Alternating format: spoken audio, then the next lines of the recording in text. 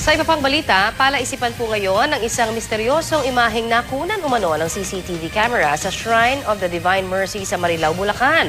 Kung ano ito, narito po ang exclusive report. Bagong kabit lang ang mga CCTV camera sa Shrine of the Divine Mercy sa Marilao, Bulacan. Pero agad na nakakuha na ito ng kakaibang pangyayari. Nito lamang March 3, bandang alas 9 ng gabi, makikita ang figurang ito na nabuo sa harap mismo ng altar. Tila isang imahe ni Kristo. At kung izo-zoom pa ang video, makikita ang kamay, paa at mukha nito. Ang mga tao na nasa paligid tila hindi batid ang nabuong figura. Nang pinatay na ang lahat ng ilaw bandang alas 11 ng gabi, hindi pa rin nawala ang figura. Nanatili ito hanggang alas 6 ng umaga kinabukasan.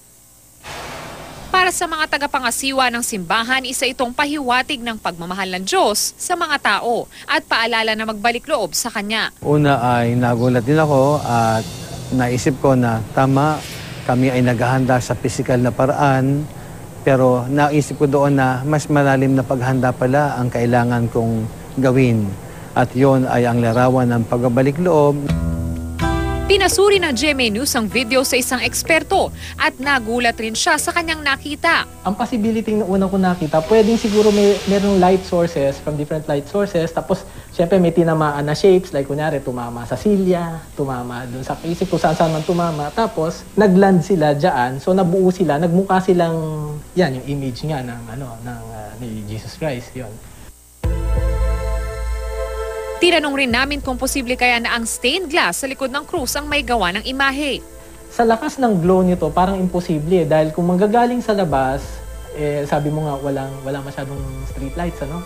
Kung galing sa labas, tatama dun sa stained glass. Unang-una yung pagtama pa lang yung stained glass yun, so magwi-weaken yung quality ng light, hihina siya. Pagtagos dun, di ba may cross pa. So tatama pa siya dun sa cross. Dun pa lang, wala na tapos na yung light Tapos tatama pa siya dun sa cortina na purple pa yata yung kulay, madilim na madilim. So wala nang chance na maging ganito kalinaw yung ganyan kalinaw yung pagkakaglow niya. Ano man daw ang paliwanag ng siyensya, malinaw para sa mga deboto at mga tauhan sa simbahan na ito ay mensahe ng Panginoon na magnilay-nilay ngayong panahon ng Kwaresma.